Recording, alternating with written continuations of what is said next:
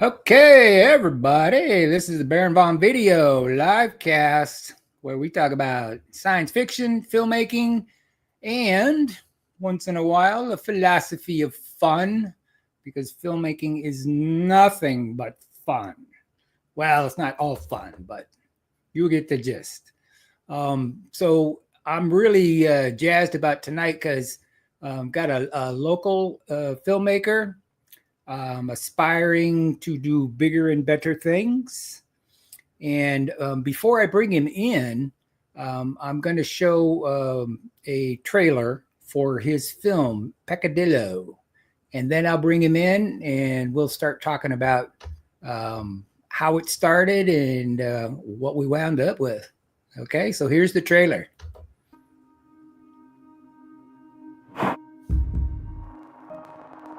I loved my wife. I still do. Why do I have this feeling that her killer's still out there?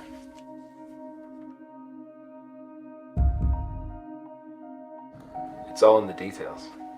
Why can't I remember his face? Every day she slips a little farther away. And I can't do anything about it. Why don't they ever tell the truth? You know scumbags like them. They don't admit to anything. I can make you pay the price.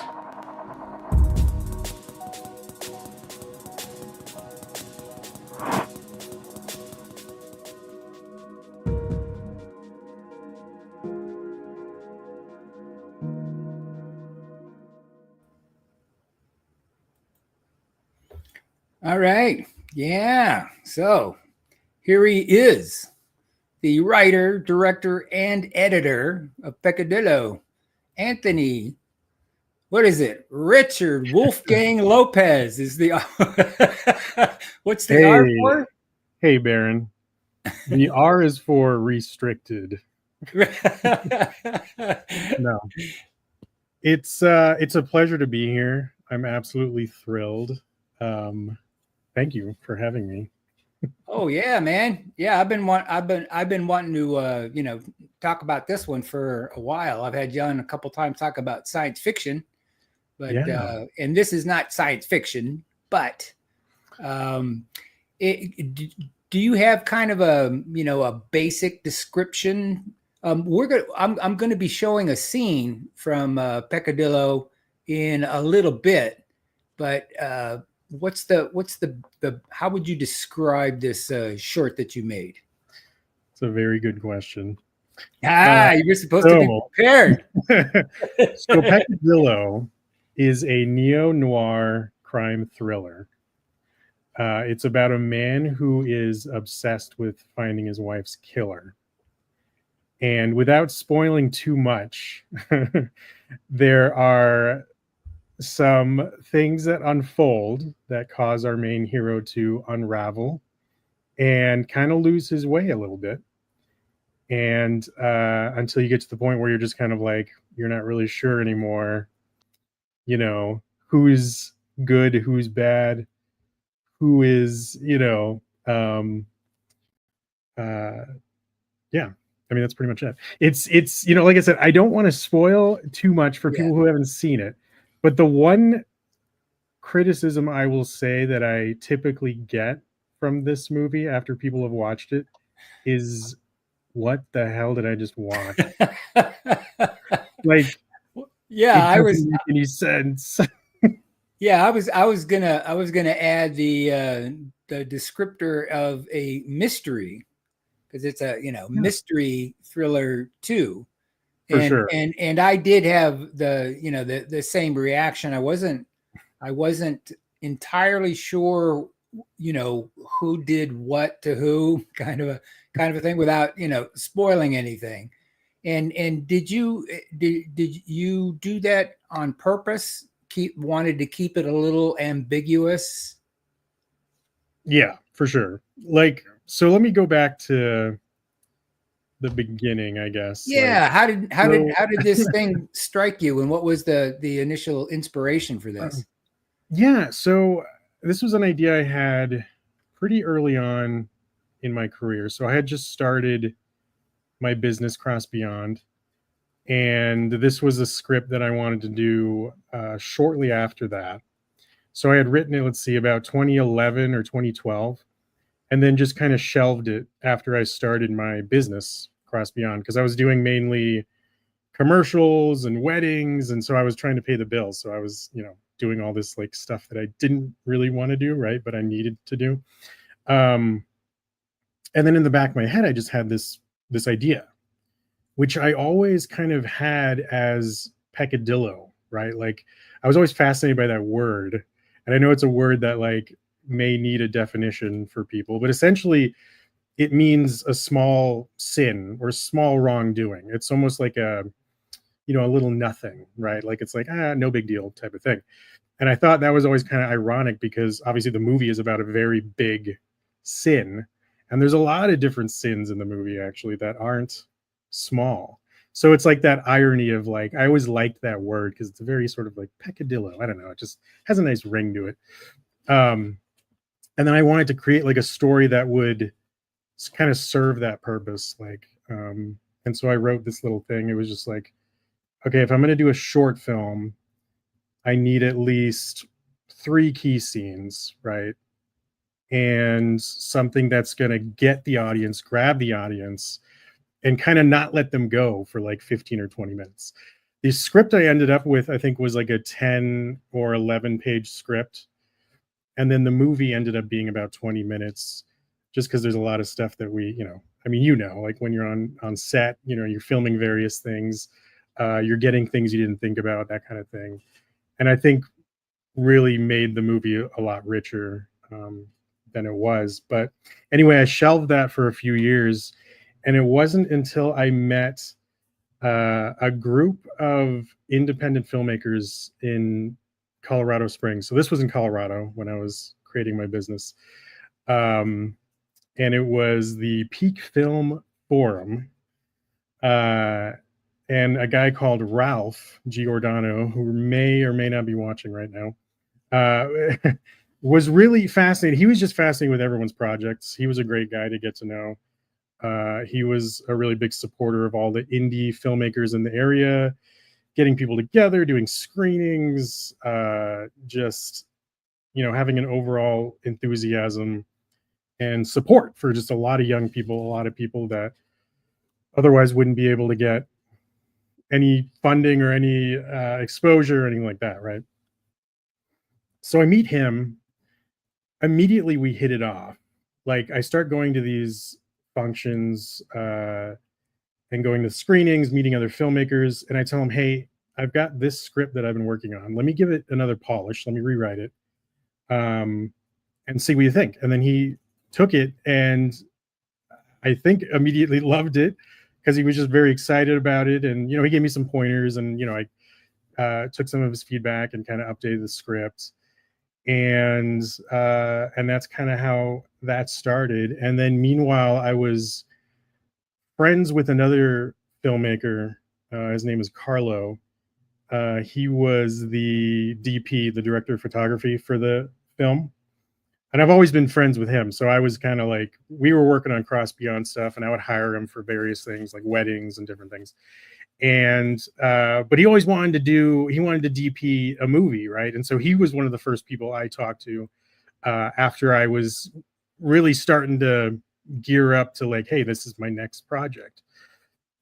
And talking to Ralph and Carlo and everybody sort of getting excited about that kind of started that process. And I would say that was in December of 2015 when we hit the ground running, so to speak, and really sort of fast tracked it. And I think it was like maybe a month or two later, January, February of 2016, where we really started getting into pre-production, developing the story, thinking about cast, thinking about crew, thinking about sets, and all that kind of stuff kind of just came together. In about 6 or so months. I would say the pre-production was the longest. So, which is great. I love that. I am a huge proponent of being prepared and having everything organized and as, down to the letter as we can be before we even shoot anything. And we ended up shooting in May. I think it was either the first or the last weekend of May. And we shot for 2 days. It was the quickest shoot I've ever been on. And we had to do it that way because everyone was working. Like, we weren't, getting paid for this. It was essentially Sherry, my wife, was another producer. She was the unit production manager. She and I funded it along with Ralph, giving a little bit of support for, catering and all that kind of stuff, because we wanted to make sure we had everyone fed and everyone happy. And he, of course, provided, facilities for rehearsal. We had an official table read. I mean, he was like top notch. He was the guy who got me really great actors as well.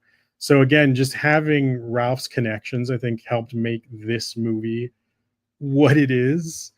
And yeah, so I don't know if that's like, so it's kind of like something I started with pretty early. Took about 4 or 5 years, kind of shelved it.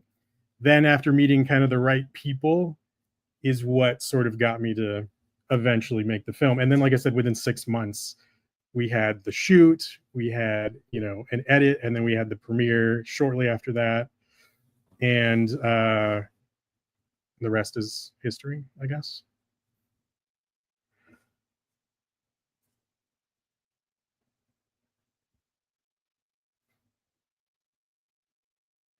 Anything else? Sorry if that was... Oh, I think you're muted, Baron. I think you're muted. Sorry. Oh, sorry about that. No, No I was just going to say, I don't know if it's just a coincidence, but Imperfect Pairs, my short film was also pretty much 6 months from start to finish. Oh, really? Okay. See? Yeah. Nice. Well, it's always fun. I remember thinking at that time, I think I always project, so I'm sure people were fine with it, but I was always worried that the crew were like worried I was dragging my feet or something, or like, oh, okay, but like I said, I'm a huge proponent of just being prepared. So I had all this like a pre-production, I think, is for me probably the most important part of it, because without that, right, we can't do anything. Like, we'll have no budget, we don't have a schedule, we don't have, right? So there's like, we need to know, we don't have call sheets, all this kind of stuff, right?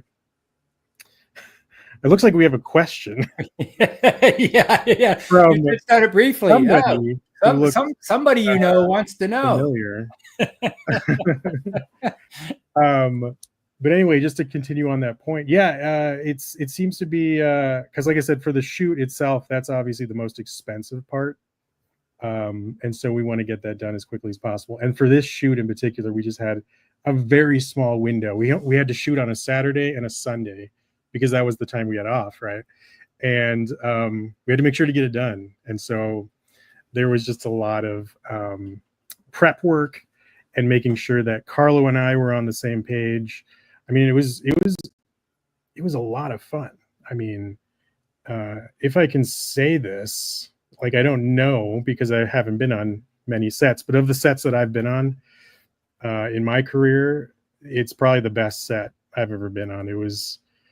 I can't say that there was a hitch. I can't say that there was a problem. I can't say that there was, because it went so well. It was just a well-oiled machine. Everybody was on point. Everyone was there where they needed to be.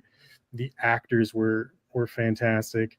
And again, just to mention, Ralph helped me secure those actors. I mean, I had no prospect. The audition process, that's probably honestly why, now that I think about it, the pre-production kind of took a while, is because I think the auditions were, left a little bit to be desired. And I'm trying to remember what service I used. But it was like one of the local casting agencies. And I was, we were getting a lot of people. It just wasn't right for the parts. And I'm sure you've been in that position too, where it was just like audition after audition. We were casting for, I think, weeks. And I'm just like, I am not finding the right people, Ralph. Like, if I don't find the right people, we can't. Like, I didn't want to do it, right? Because if the actors are a huge part of it. It's really about who you cast in something, as we know, right? Like, there's so many movies where you're watching something and you're like, I like this concept and I like this story, but like, this actor's kind of ruining it for me, right? Like, and sometimes it's not the fault of the actor. Sometimes it's various conditions could be affecting that, right? But the last thing I wanted was something to be like, okay, we have to do this now because we're running out of time. And so I remember going to him and, I was just really concerned. He was like, you should have gone to me first because I could have gotten you some great people right off the bat. And I was like, oh, okay, cool. So we ended up talking a little bit. And then he brought me these 4 just fine, amazing actors. So we have Matt Block as Ethan. We have Gary Nuger as Bill. We have Amira Counts as Wendy/Betty. And then we have Shea LePage as Harold.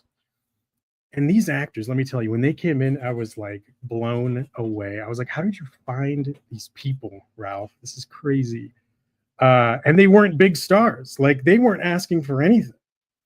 And, honestly, I feel really bad about that. To this day, I'm like, oh, man, I wish I could have paid these people. But it just worked out so well that it was like, once we had that cast, I was like, this is going to be golden. This is going to be great. And like I said, Ralph was just a huge part of the success of that. But to answer the question, I guess we can talk about that. Lily is my daughter. She's 17 now, by the way. Just had her birthday on July 17th, so happy birthday. And she asks, how did I acquire the budget for this film? I think she might be angling for something from you. I don't know. I know, man. Right? Like, no, she's great. She's a great actress as well. She's in high school right now. Obviously, she's been doing a lot of plays and musicals, and she's a fantastic dancer. She's been a ballet dancer since she was little, and she's great. But so it was, like I said, it was a very, I would say, no budget film because we didn't do any funding. This was a time before, maybe not before Kickstarter, but it was something that I didn't really think of. And Ralph, having the support of Ralph and having the support of Sherry, my wife, who was the unit production manager, was just phenomenal because they were both so chill and they were like, hey, don't worry about it. We'll get everything taken care of. You just worry about the story. You worry about the actors. We'll worry about the budget. So I was kind of like, all right, cool. I mean, Sherry's great with money. And Ralph was like, he was sort of like the magic man who was able to get me everything I needed. So I was like, all right, cool. Don't need to do any of that then. So, but yeah, I guess the long and short of it is we basically just used what money we had. We were both working jobs, odd jobs. I was working several jobs. I remember the most fun one I had at that time was working as a Pizza Hut driver. And I'm not sure I told anybody about this at the time, but that's what I was doing. And it was fun. Got really good tips. But a lot of that money just sort of rolled into the production, mainly for catering. And I believe we did end up paying a few crew and cast just to kind of help out. I'm sure Ralph did some stuff on the back end because some of these people that we got were just phenomenal. And I couldn't imagine, again, it was just such a great cast and crew. But I mean, Lily, you'll find out. And I'm sure I've already told you this, that if you want to make a movie, you just go out and do it. And sometimes it's better to just kind of work with what you have and figure out like, okay, what is within my budget that I can afford. And other times, like kind of what Baron and I are trying to do and the rest of the sci-fi sojourn group here in Beaumont is, to get some funding for some films so that we can actually, produce something a little bit. What? Oh, yeah, just a too much. little budget. We just did a little budget. Just a little bit, yeah, just a little bit. Because, well, as you know, sci-fi films are a little bit more, visually demanding if we want them to be, good. But yeah, Peccadillo has no visual effects. So we didn't have to worry about that. Everything is in camera. We did have makeup effects. I mean, yeah, let's not get that wrong. So I should talk about this. We had an amazing production designer and makeup artist. Her name was Liz Lotta, and she just came out of nowhere. She was somebody that I actually found, which was actually really cool. So it wasn't somebody that like Ralph was like, oh yeah, here's another great person, which would have been fine. But Liz I had met at, it was, God, where was it? I think it was like a college, like career night or something. Because I was doing a lot of odd jobs. I was doing photography for the university over there and doing some videos and stuff for them, and for the Better Business Bureau and just various businesses throughout Colorado Springs. And somehow we had connected, and she was, and we started getting into like zombie movies and like different horror stuff. And I found out she was really into that. And then she started showing me like these pictures of makeup that she's done for Halloween and various events. And I was like, this is phenomenal. And so I always had said like, oh, okay, we should maybe do like a zombie movie at some point. But of course, that never happened. Maybe in the future at some point. But so I remembered her when we needed somebody for makeup for this movie. And there's that one scene in the movie, I won't reveal too much, but there is a bullet shot. So there's a gunshot and a wound that a character sustains. And once you see that, I mean, it's like, I wish we had, this is the one thing I do regret when I rewatch the movie. I'm like, oh man, we never got a direct like shot of that wound. Yeah. So we only ever see it in photos and stuff like that, but you'll see if you ever get a chance. Actually, this is a good opportunity to bring up, some of your production photos behind the scenes. And there is a shot of her working on the actor. So, I this take was how close to shooting was this? I want to say this was in April. So about a month-ish before? Yeah, I want to say it was about a month or so, or maybe even a couple of weeks, because this was actually, we did the table read and then we did the rehearsal on the same day. And this was an example of, again, Ralph. So you'll see Ralph here. So this is Ralph in the back there on his computer on the top left, and then you've got Matt Block, who played Ethan. Then you've got Amira, and then of course you got me just staring at my iPad. But this was an example of just Ralph pulling through with like getting us this location to do the table read and also have the audition, or not the audition, but the rehearsal. And just a lot of fun. And then you'll see, there's Gary on the right and Shale on the left there. It was a lot of fun. And there is the first day of production. So we've got, from left to right, we got Gary Nuger in the back there. We've got Ralph Giordano. We've got Carlo, the DP. You got me there talking to Matt, who is being blocked by Carlo. And next to me there, behind me, is Dan. He was the boom operator and the sound designer. He's really great. And then last but not least, we have Greg Farinelli, who was the AD, and phenomenal AD. God, like all these people, just seeing this again is like, this is great. But anyway, so I should talk about that a little bit. All the sets are real. So we did no stage or studio shooting. And this was all our house. We had a nice, really big house on a cul-de-sac at this time. But that first shot that was down in the basement, that's Harold's apartment, was our basement. This scene right here with Carlo, me, and Gary was, of course, the kitchen, the dining room scene. That's our kitchen, dining room at the time.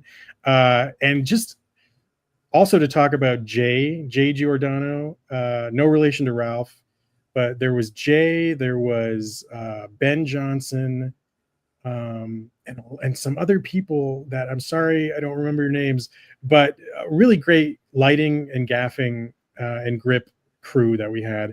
They did this lighting that was phenomenal. This it was complete. It was sunny. It was complete daylight outside, but they made this look like a nighttime raining scene just by having that spotlight come in with the blinds and that fantastic noir lighting.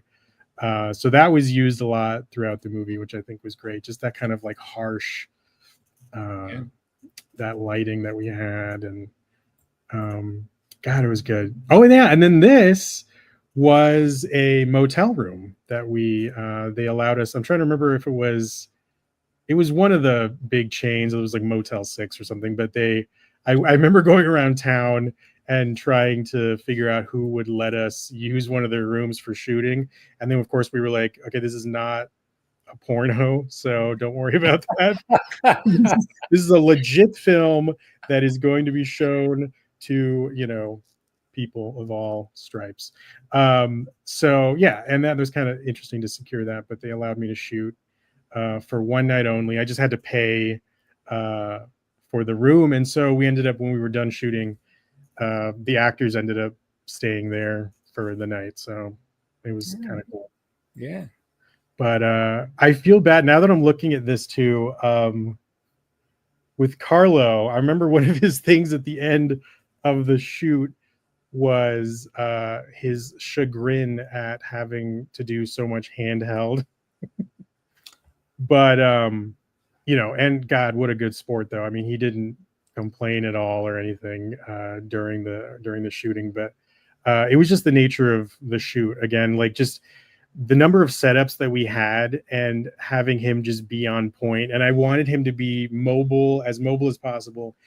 So we did have like a rig that he could use, and it was kind of like a shoulder rig. And that was my camera that we were using, by the way, which is a Nikon D5100, which I still have to this day, that I still use for video and for photography. It's a great little DSLR camera. It does 1080, so nothing fancy. Doesn't do any 4K or 8K. But I still use it, and it's great. But again, just to go back to Carlo, yeah, just if you go back to that other photo, you'll see him sitting in the chair. If you go back to the hotel one, okay, never mind. Well, maybe, yeah, hold on. Yeah, go back to there was there were a couple of chairs. Yeah, there were a couple of chairs in the room. And at that point, man, like I said, what a good sport. But at that point, he was like, Anthony, my back is killing me. I'm gonna have to use sticks or we're just gonna, and I was like, oh man, can we just keep that kind of, because I liked having that gritty kind of, it's not like shaky cam. Like I don't like shaky stuff necessarily, unless it's like created to, evoke some kind of feeling. But I liked sort of having that immediacy of just a little bit of that, like a little bit floaty, right? Like, and I remember you actually mentioned after you had seen it that it felt dreamlike to you, which I was like, I never really thought of that. Like, I didn't really take it that far, but I like that it kind of evoked that kind of feeling for you. So, but yeah, he was great.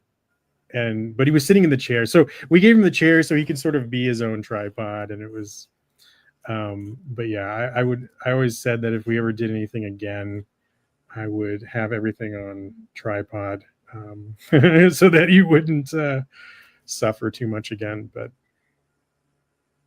yeah, and there we have Liz. So she's working on the bullet wound. Yeah. It's really a good thing you can't see who it is. I know. Yeah. I know. I was about to say it. Yeah, I was going to ask you for future projects and just for everybody to up to snuff on some of the stuff that we're trying to do. Your next short film called Reverie. Do you plan on having somebody else behind the camera, or would you want to be behind the camera next time?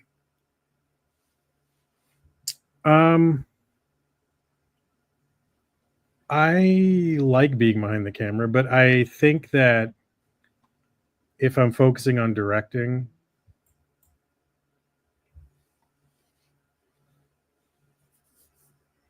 to take care of that part. They're usually a lot more, sophisticated and visually impressive. And it's a lot of fun. I remember that was the other thing, like collaborating with Carlo. I mean, Carlo is one of my oldest friends, and we knew each other kind of before we even did Peccadillo. And we always talked back and forth about like, oh yeah, we would always help each other on each other's films if we ever get a chance to make them. And I know he was writing a lot, and he wanted to direct some stuff as well. And he's done a few things since Peccadillo, of course.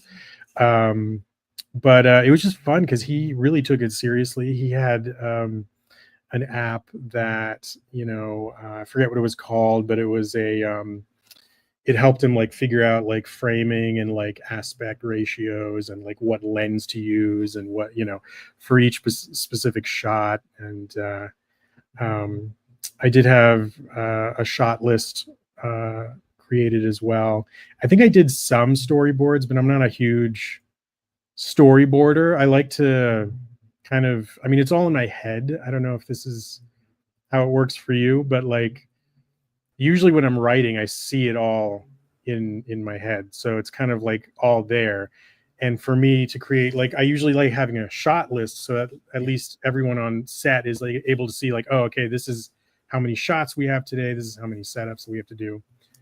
So people are aware of that. But generally, unless it's a really big, intricate scene or something, or there's a lot of camera movement or like a single shot, move or something, then I probably don't usually, I won't storyboard it, but right. Unless people are really asking questions, like, but again, I haven't done a really big, visual effects heavy film either. So, and that's kind of the next thing that I do want to do. Absolutely. Yeah. Yeah. Well, let's after seeing all the behind the scenes stuff, let's take a look at one of the scenes from your fine short, sir. Shall we watch it? Let's watch it. Get your popcorn ready. Ethan. Hey, Bill. How's everything going? Haven't heard from you in a while. Good. Things are kind of crazy lately. Murderers, rapists, bombings. Amen to that, man. Heard about some vigilante shit, too. What's this about, Ethan? How long have you been doing this? Longer than I care to admit. Yeah. Well, you've always been there for me. You're a good friend. You're like family to me. I want to do everything I can for family. You know I'm always here for you. Thanks, Bill.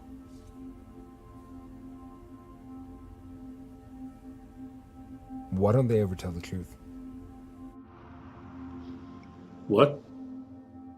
You know when I go to take care of them, I expect that they'll confess and admit what they did to Wendy. Well, you know scumbags like them. They don't admit to anything. I thought I knew. I need that confession. I need closure. You got closure. This time we got the guy. I wish I could believe that. Come on. We've been through this before. Everything points to this being the guy. Details. It's all in the details. Why can't I remember his face? You got hit in the head pretty hard that night. It's not your fault. Yeah, but this is my wife's killer. This isn't some small thing. How can I not know who did this? But I know, Ethan. It was Harold. End of story. It was Harold. End of story. It was Harold. End of story. Why do I have the feeling that her killer's still out there? Look, take some time off. Go somewhere. Obsession's a bad thing. I'm not obsessed.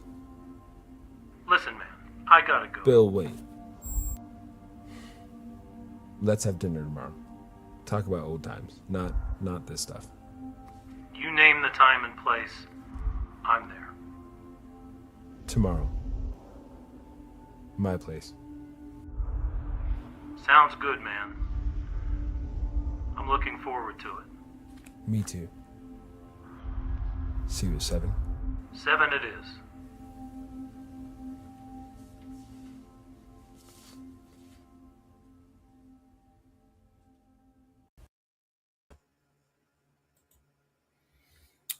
Yeah, man. Yep. Yeah, I love those couple of shots with him and Wendy there, just kind of coming out of the blue. Yeah, Right. man, it's like shit just got real. Yeah. Yeah, and that whole the phone conversation with Gary was always in the script, but it was funny because the reverse shots, like the reaction shots from Gary, weren't originally going to be there. It was something that my producer Ralph actually thought of. He was like, let's just shoot his side of it, and then what if we create these crazy like lighting scenarios? So it's like it's all in Ethan's head as he's talking to Gary, or the Bill character, sorry. And he's sort of like imagining like what he's doing and how he's looking as he's talking to him, right? Because at this point he is suspecting him, and he's kind of losing his grip on who the actual killer is and that kind of thing. So it creates this, yeah. And then by the end of it, you're just like so creeped out. Like I remember people thinking like, oh my God, like it was just like, but Gary did such a phenomenal job. Like he was such a trooper. Like just like, looks like we have another question. Oh God, We got another question. I know this person too. Hi, Jeff. Well, given it was a hotel and it was in your house and somebody else's basement, is that basically the? Yeah. Well, no. So yeah, it was actually very easy because as I mentioned earlier, we didn't have to get any permits or permission for anything except for the motel. So I did have a motel, but I didn't have anything in writing, so I didn't have to get anything. Like all I had to do was pay them for a night, and no questions asked. Like, okay, whatever you're going to do in that room, sure. And then the other set or sets locations that we had were all locations in our house at the time. So we just used, like I said, for Harold's basement for Harold's apartment, it was our basement. And then for the kitchen scene, the dining scene was our actual dining room. And then let's see what else. And then, the bedroom scene between Ethan and Wendy was Sherry and I's actual bedroom. So yeah, pretty straightforward. I got to wake up in the morning, roll out of bed, and start shooting basically. So it wasn't huge. Did you start kind of perfect? Like you start doing this with your wife while she was in there? Right. Like, let's frame this up. Yeah, exactly. Yeah. No. So no, and again, I didn't get a real specific thing. Was there something specific that made you want to do this film, or was it just kind of an overall, you really wanted to get a film done, and so you kind of just, you know, put on this one, or was it you felt kind of compelled to tell this story? Right. I mean, it was a story that I was compelled to tell. I was so two of my favorite movies are Memento and Following. And I think knowing that now and kind of seeing the trailer and seeing the scene that you've all seen will hopefully kind of make it kind of click for you. Like, oh, yeah. Okay. He's going for crazy mind screwery. And I like that kind of film. That's my personal preference. I love also when you get sort of the, not to give too much away, but I like having reversals in movies, meaning, you know, a twist, right? Like expecting something like you're going one way, and then all of a sudden, you know, left turn here, and you're suddenly on a different path. So I love that aspect of a movie. And to me, a movie should be something that you're watching not knowing where you're going, right? Like you're along for the ride. Like I would hate it, not hate it, but you know, when I'm sitting there watching a movie where I know where it's going to go, if it's entertaining, I'll let it take me, right? If it's not, then it just sucks. Then it's like, oh, it's predictable and it's dumb. So, and I usually kind of steer away from those types of movies, but you know, there's those rare movies that come and, you know, kind of force you to ask questions. Like you just kind of are dropped into this scenario, and what is happening? Well, the movie's going to tell you if you sit there and continue watching it, right? Like, hopefully, anyway. And I realized that I know you've seen Peccadillo, but whoever has not seen the film yet, like I said, I don't want to spoil, but people always have questions. And, you know, the thing that I have to remember sometimes is that the movie, all the answers are in my head. So I know exactly why this character did this, what the backstory is, why another character did this or that. I know the scenarios. I know what they did before. I know what they're doing after. I know what they did in between, all the things that we're not seeing. And so it's easy for me to fill those in. And sometimes I do. I will admit that I do get carried away with too much of the mind screwery. Sorry, I'm trying to keep it PG-13. But like I said, I'm all about movies like that. There's a movie that I don't think we've ever talked about, but now that I'm thinking about it, it was from 2005 or something like early 2000s. It was a movie called Stay. Now that is a total mind screw movie. It starred Ewan McGregor, Ryan Gosling, and I want to say, God, I don't remember. I want to say Ashley Judd, but I could be completely wrong. So don't quote me on that. But anyway, it's a movie. Look it up. A lot of people don't know about it. It's called Stay. I don't want to say anything about the movie. Try not to read as much about the movie as you can. But if you find it, go watch it. It's one of those movies where, yes, you're going to be confused the whole time. But by the end of it, you should at least have, you may not like it. You may not be like, oh, this is a great movie. But you'll be, I think, at least satisfied with having gone on some kind of journey. And you'll be kind of blown away by like what happens at the end. But so that is a movie that was not really an influence on me for Peccadillo, but it's something that I still haven't seen a movie quite like that when I start thinking about like, what do I really enjoy in movies? And that's not to say Christopher Nolan is like my favorite director or anything like that.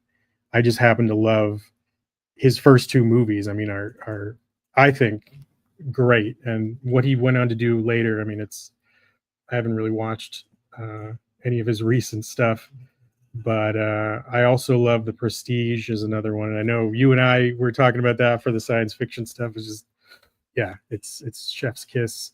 And then of course Inception is another one that I love. So who knows? Maybe, you know, at some point in the future we'll be at the point where we will make big budget science fiction films that can compete with Inception and The Prestige.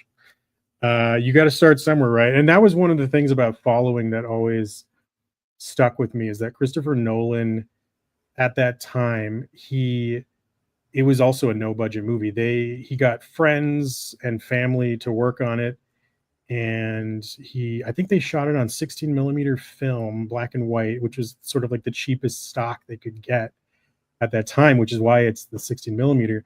And they shot it on weekends whenever people weren't working. So that's why when you watch the movie, a lot of the times the main character, his hair is different all of a sudden because he got a haircut or whatever.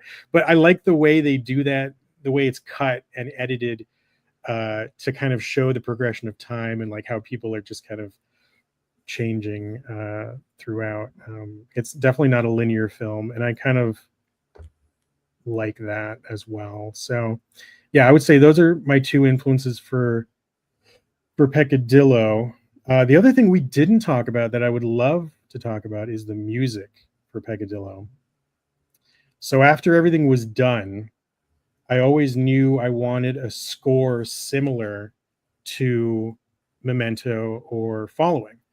And so the composer on those movies is David Julian, who was somebody who had worked with Christopher Nolan up until, I believe, Batman Begins. I think he did, the last movie they did together was The Prestige, which is why another reason why I think The Prestige is so, because the music in that is like, oh my God, it's top notch. But I love David Julian's minimalist approach. Like if you really take some time to listen, you can find any of his scores, you know, on Apple Music or whatever, or wherever you listen to music, but they're so subtle and yet they create this amazing feeling. And that's exactly what I wanted. And so I found a brilliant composer. His name is Benito Vena, and you can see his credit in Peccadillo. And he was great. I think at that time when I found him, he was a college student. He was going through college for something completely unrelated to music, I believe.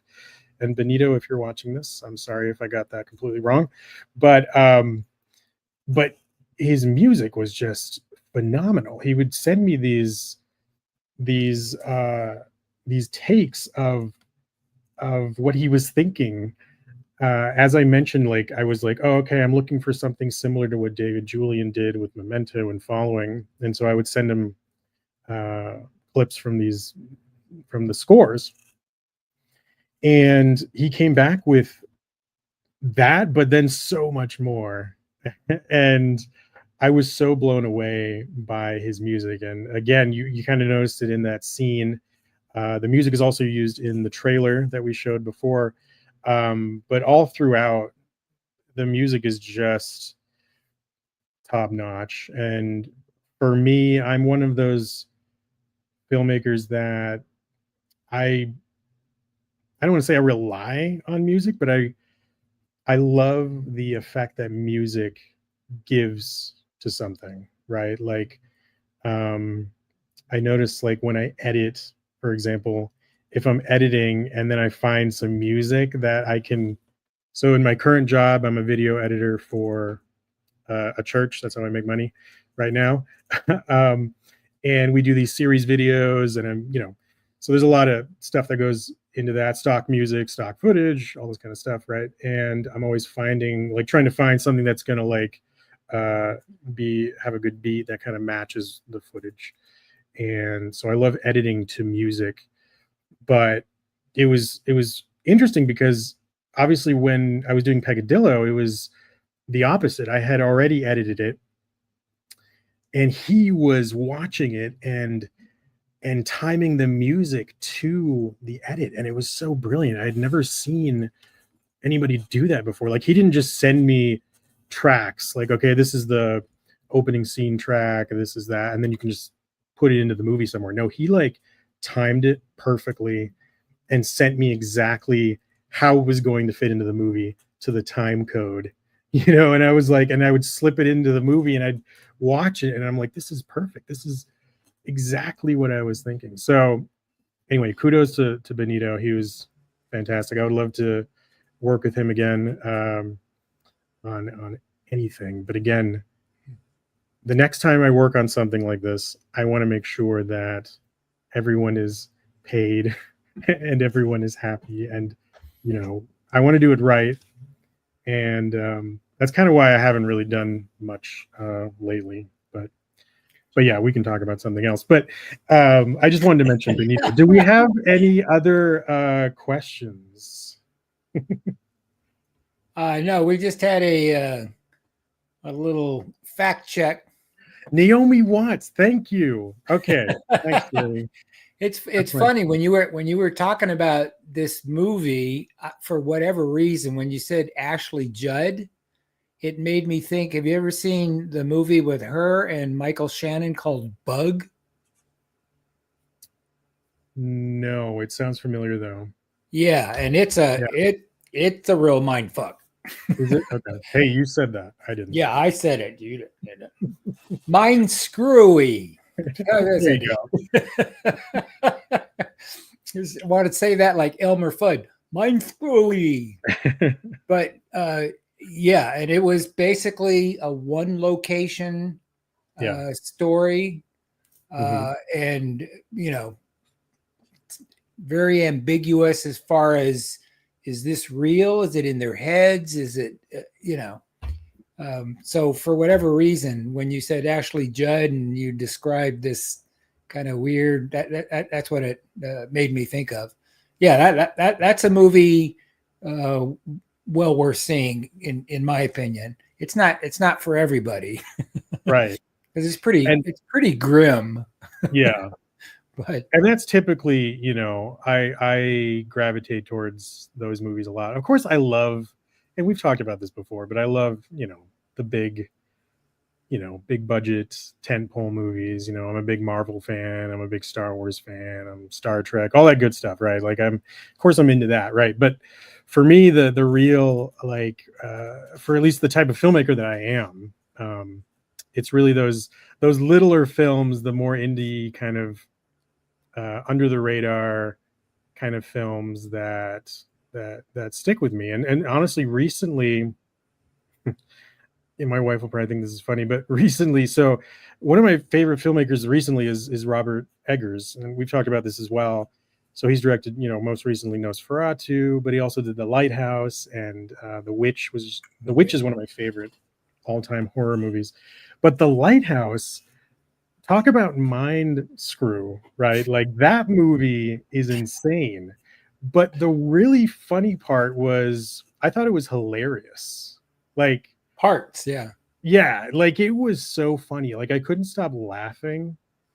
And my wife thinks I'm crazy because of it, but if you like dark humor, it was like a wild ride for me. And I was like, this, because I think so much of it was like so far so extreme that I was like, there was nothing I could do except laugh. But yeah, I like Robert Eggers. Another filmmaker that I admire just recently is Alex Garland.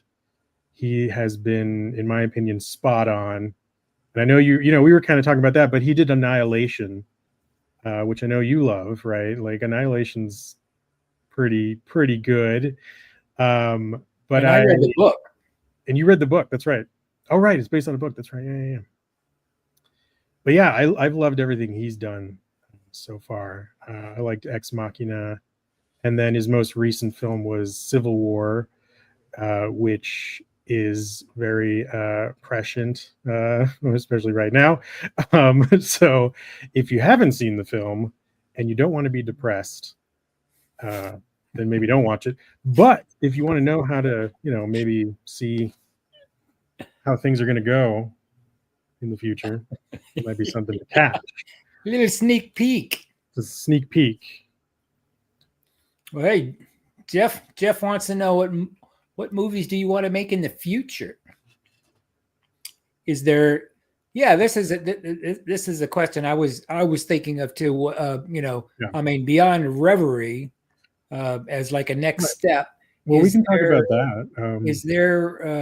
Is there, do you have like an idea for either another short or even a feature? I mean, I don't know if all writer, director, editors are like this or not, but all the writer, director, editors I know, and it's not a bunch, we all have a feature film that we really want to do. Yeah, exactly. Do you have something like that? I do. I mean, I have several. I mean, I've been working on I've been working on this so long. It's not even funny. I would say so. My first feature script I wrote was straight out of college. I graduated in 2007 and had a feature done by 2008. So that's still sitting, and that's actually gone through so many iterations. It's been through maybe like 20 drafts or something at this point. But and Jeff actually knows this too. He actually has been he's read some of my stuff, so he's read a few of my features, and a lot of it is anchored in sci-fi because I do love sci-fi. I love mystery, and I love noir and neo-noir. And my big focus has also been to, even though I'm probably not the best person for the job, but I've always tried to have pretty strong female and people of color representation in my work, just to kind of get that out there, because I realize that I'm not all white, but I'm pretty white, and I'm a male. I'm a cis male, and so it's I'm aware of the types of things that I'm drawn to and the types of things that I write, but I'm also fascinated by the things I don't know much about and want to learn more about. And so I'm always doing research to find what characters I want to gravitate towards and that kind of thing. But just to talk about Reverie for a second. So Reverie is a short film that I had written shortly after a tragedy in my life. So this was back in 2017. I had an idea to do something involving death and being able to recall someone based on a memory. And so I started thinking about, originally it was going to be sort of like this ghost story, where the main character is being visited by his sister's ghost. But then I started to turn it into, once I met the science fiction group here, the film group, I adapted that into a science fiction story and decided to make it more of a device. And another one of my favorite movies is Eternal Sunshine of the Spotless Mind, which of course we already talked about as well. And I love the idea of having a device. That's always like a really good crux in a movie, right? Is when you have, especially a science fiction movie, like this device that's supposed to do these amazing things. And then of course, through, experiencing that movie, you realize, oh, maybe this device isn't meant to be, right? Because it's ruining people's lives. It's making things worse. And so I had an idea for like, okay, well, let's make this something that, a device that allows you to experience memories, so that our main character can, he finds out about this thing, and he's sort of like one of the first test subjects to try it on, and he's skeptical. He's like, I don't think this is going to work, but whatever, they have the ability to gather his memories, whatever, all the memories he has of his sister, and sort of feed them into this headset to where it's almost, it's virtual reality, right? But it's like he's in a place. It's much more realistic than whatever we have now. You have the sensory inputs from various things, and he experiences his sister again, but then things go awry. And again, without spoiling things, there may or may not be some actual maybe spiritual, maybe alien things going on that could be affecting these devices and causing them to malfunction in ways that actually make a person alive again. I mean, who knows? But anyway, Reverie is essentially about a man who is trying to come to terms with a tragic loss in his life. And so having that science fiction backdrop, I think, really helped me figure out the story, which I was very thankful for. And you've all read it now, or I should say the group has read it now. And it was very encouraged to, I was very encouraged to greenlight it and go ahead with it. But unfortunately, we still don't have the funding for it. I would still love to make it. That's the one thing that I think is next if we get the funding. But again, I would be happy to just do it even if we didn't have the funding. But I would just feel bad because I want to at least be able to pay, the cast and crew and that kind of thing. But right, yeah, I think there are ways that both of the next short films we want to do could be done for much less, but it would take some arm twisting, and which, I'm not crazy about doing if there's any way to avoid it. But no, I'm working on it, man. I'm working on it. I know you've been working on it, and this is hopefully helping.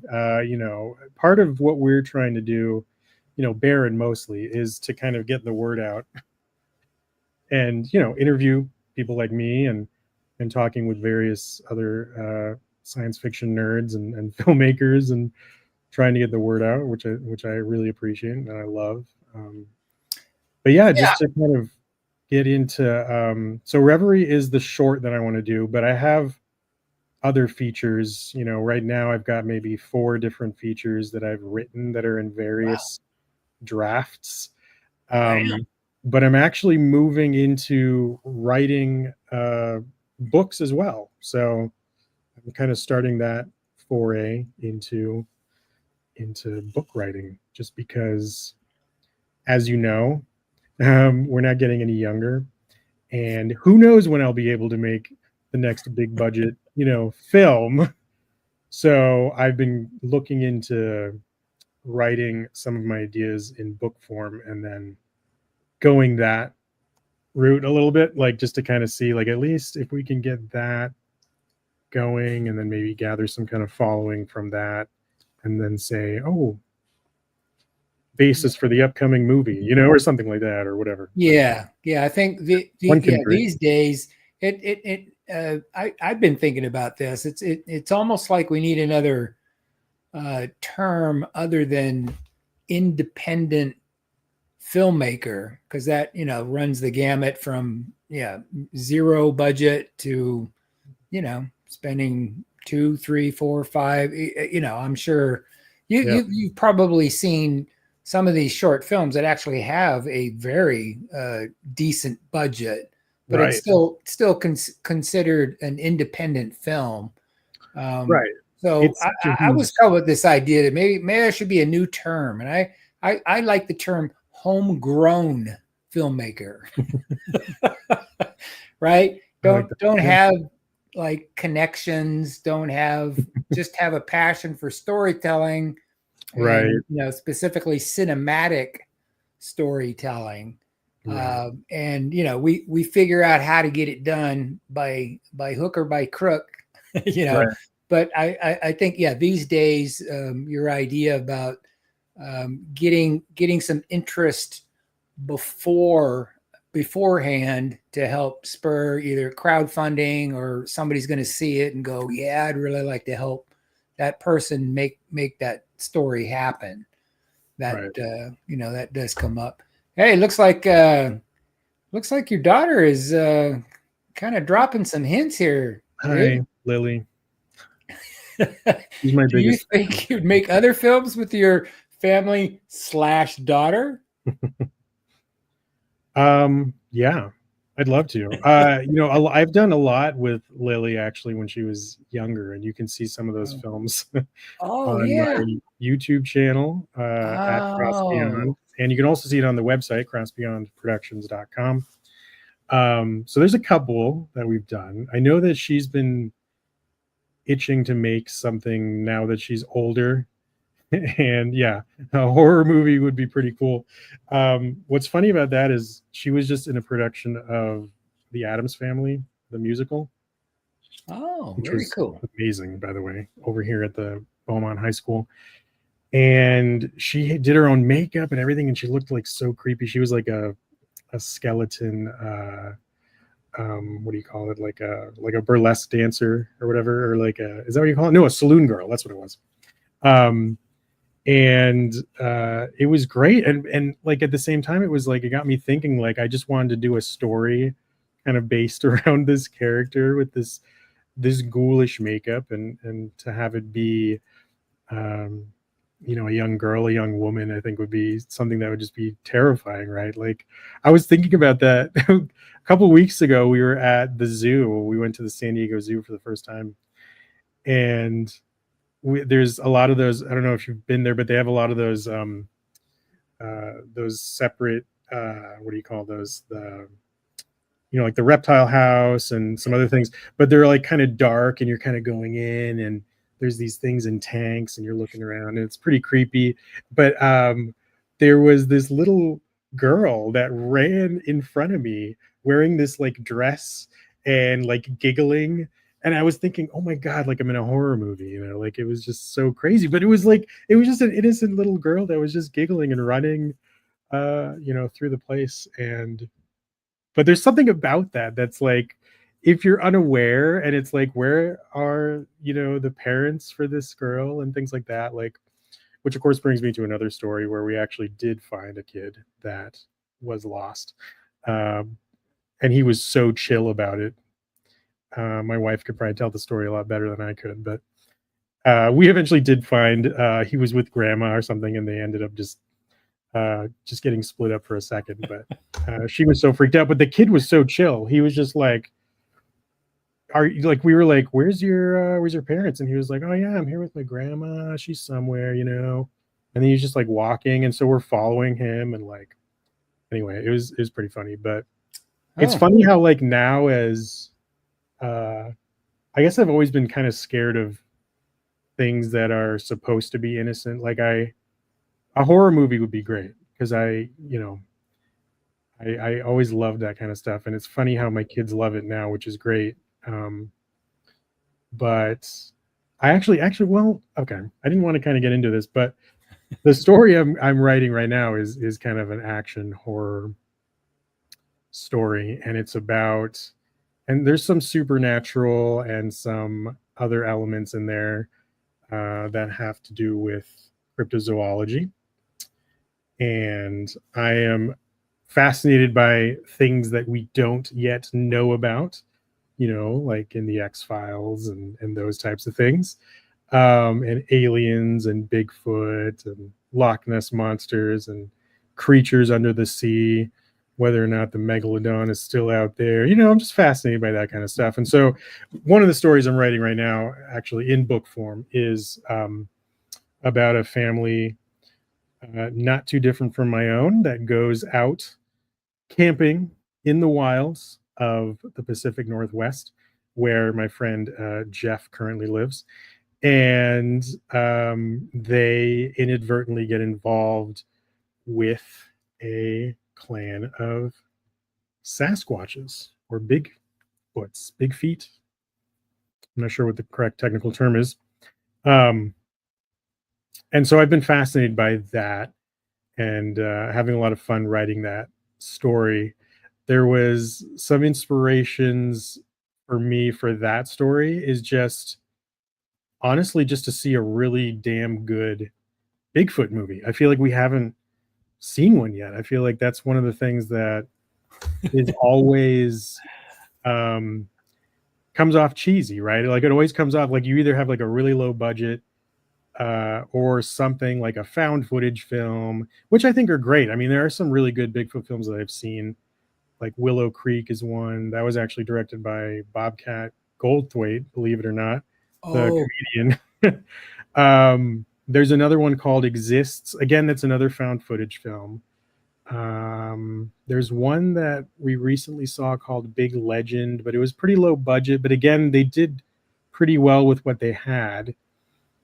And then the creature itself, right? The Bigfoots, the Sasquatches are never really seen. And I always think that's like, I think it's obviously a budgetary thing, but it's also when they do see it or when they do show it, it's usually just a guy with makeup and like, you know, a suit and like, I guess that's one way to do it, but I've always had this idea to do something similar to, you know, what they did with Jaws, for instance, like having a mix of animatronic and makeup and just a various, you know, and not to go like sort of, you know, like Harry and the Hendersons, where it's like just complete comedy and, you know, it's just played for laughs and they're all yeah, these you're talking about a horror movie, right? right, like it's supposed to be like these are you know, beasts, right? Like that we want to see them do some stuff. And so I'm hoping, like I said, in book form, I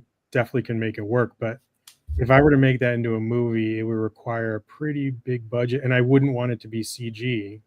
Not like Planet of the Apes, which I think those films are decent, but you know, the motion capture CG stuff, I think it's all right, but it's just, it takes me out of the movie sometimes, especially when you just see, you know, like what was that?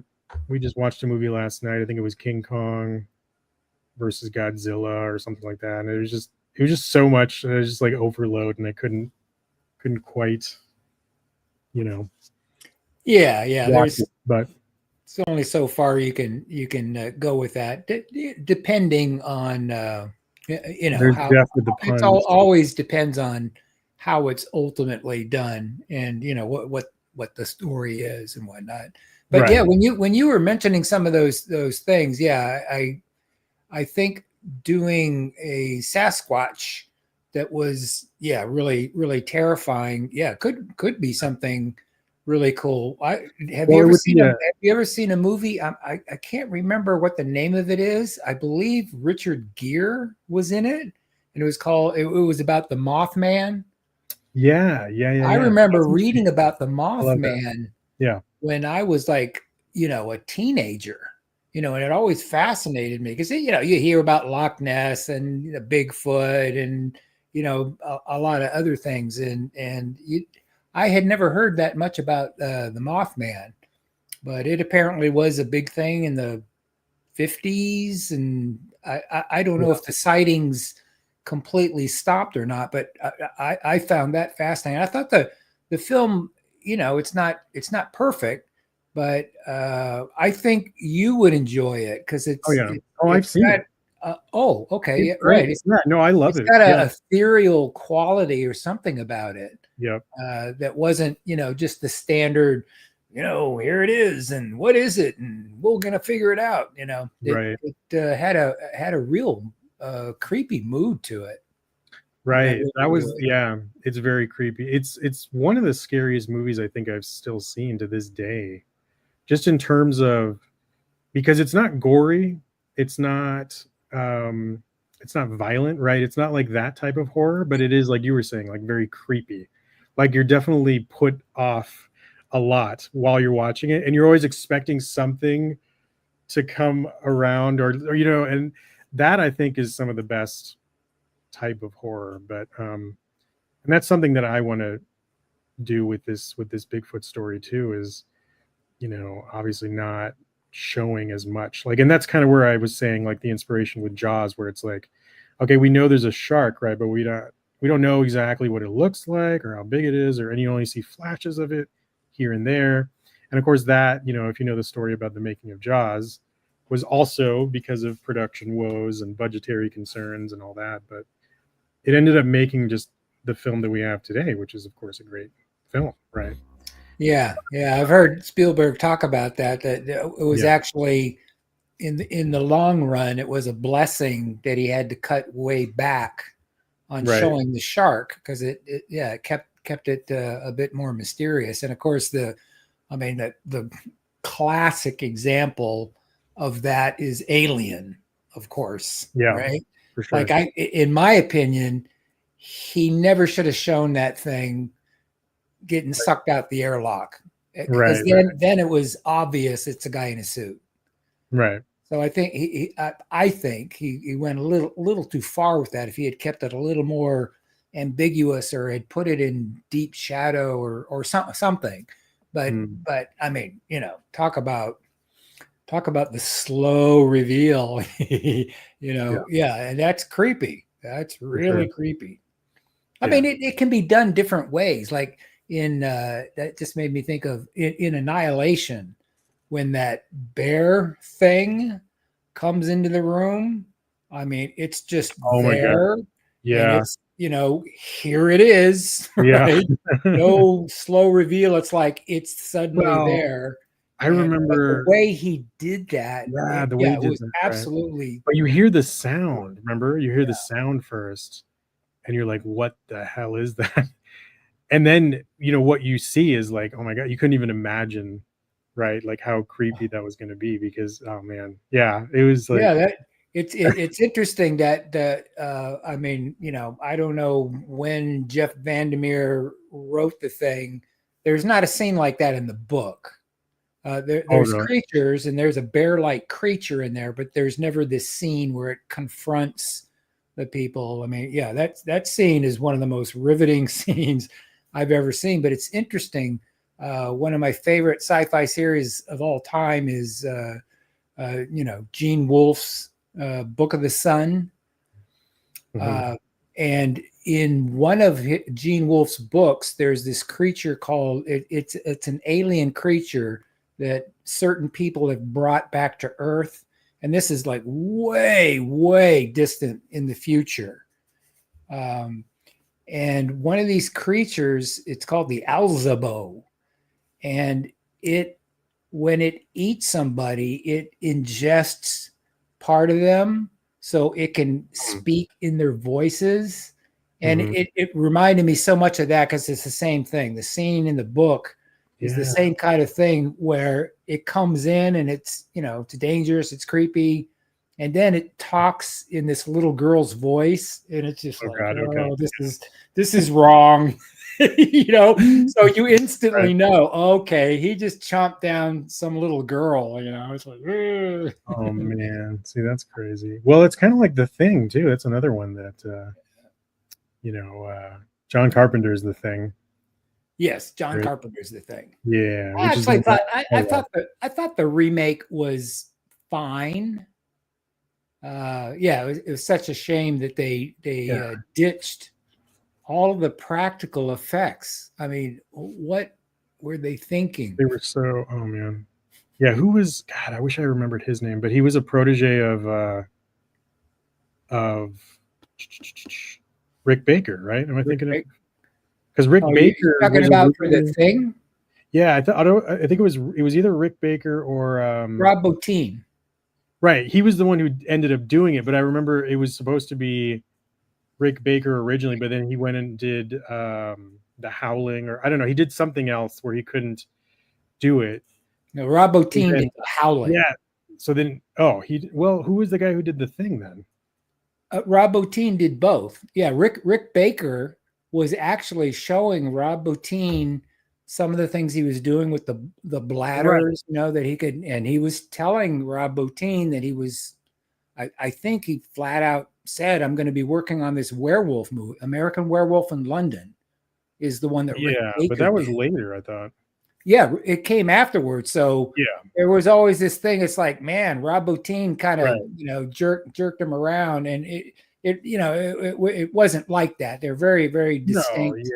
No, it was just crazy because it was his first like real big thing, and it's amazing. It's still, I think, some of the best practical effects we've ever seen. Right, like so disturbing. I was actually, we were lucky enough. My wife and I saw a screening. I think it was the 30th anniversary a couple of years ago, because it would have been 81 2021, I think. Or was it, no, would that be 40? 40 years. Oh my god, yeah, that was 40. You know what, I'm done. Goodbye, folks. Okay, so do we have any more? Sorry, we went on a tangent, which is what Baron and I usually do. Yeah, okay, let's take one last question before we wrap it up. Yeah. Okay. I assume this is one of your novels / ideas for a film. So Skylight is the one I mentioned before. It's the first feature I wrote. It's been through so many iterations that if you looked at the most recent draft and the first draft, you wouldn't recognize it. Other than the characters' names, I think, are still the same, but even that might be different. But there's the romance. I always wanted to tell a really good story about two young people just kind of getting together, and that's essentially what Skylight is about.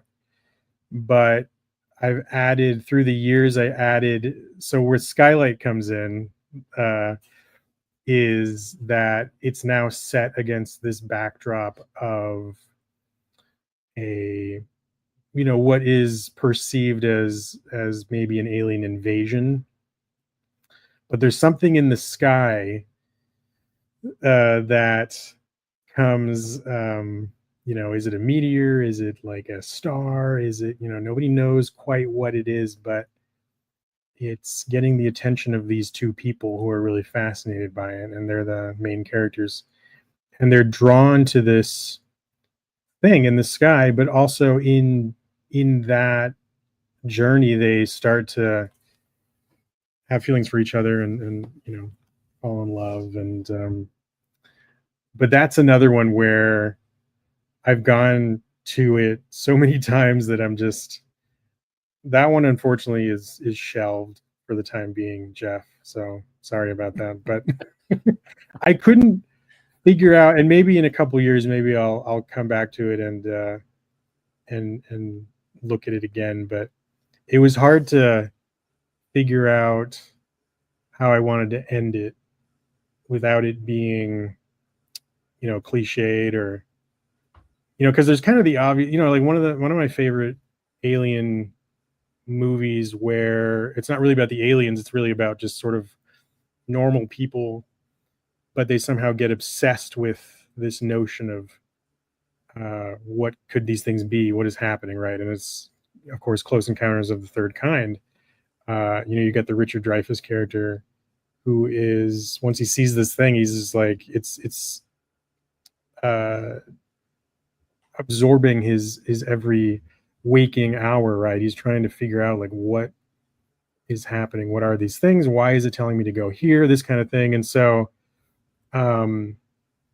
it's more about how the situation affects regular people as much as the thing that's happening itself. Yeah, and that's kind of the feel that I'm going for with Skylight. And originally, like I said, it was just going to be kind of a love story. It was kind of based on, in some ways, based on the way, my wife and I met and that kind of thing.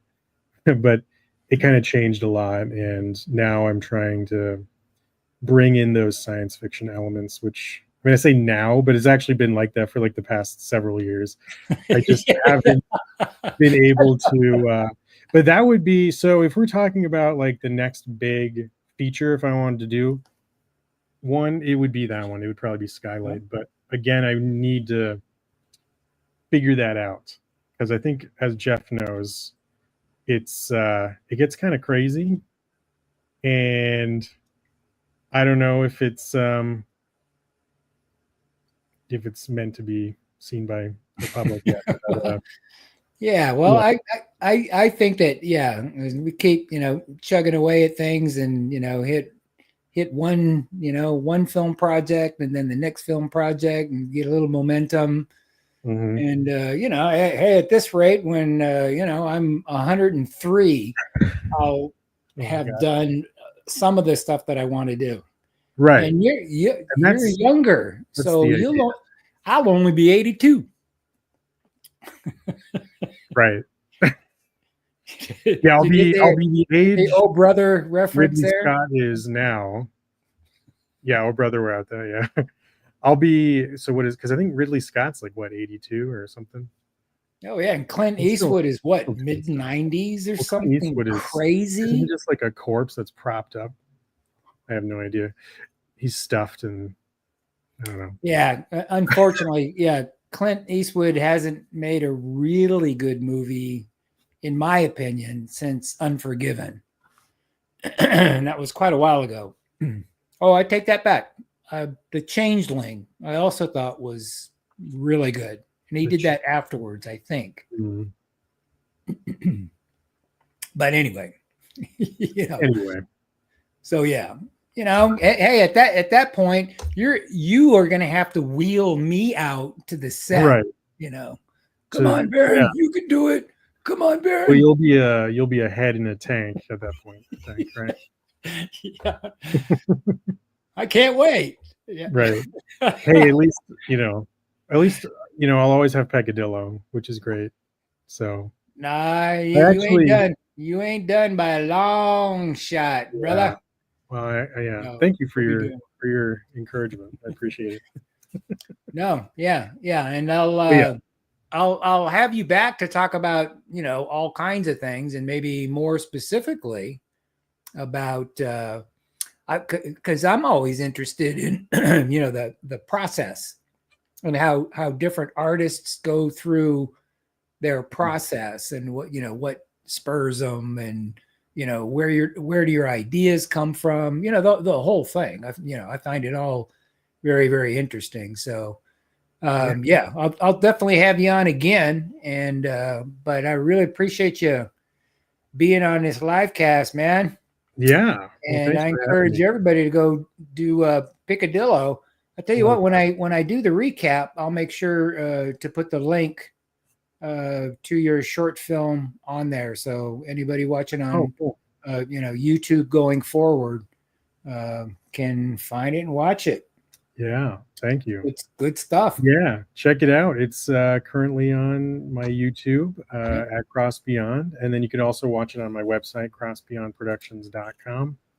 Yeah, is your YouTube channel just Cross Beyond, or is it Cross Beyond Productions? No, it's just Cross Beyond. Yeah. Cross Beyond. Yeah. Yeah. Should check him out. He's got some other stuff up in there too. Yeah. Yeah. All right, man. Yeah. All right. So I knew we were gonna go an hour and a half. Oh my god, I know. This is crazy. No, I think that's just gonna be the new standard, An hour is just not quite enough to get in any kind of depth. So, but then there's the recap. So I'll do a recap, and it'll be half the length of this. So we'll get just the good stuff. Just the good stuff. Just the good stuff, man. Right. Yeah.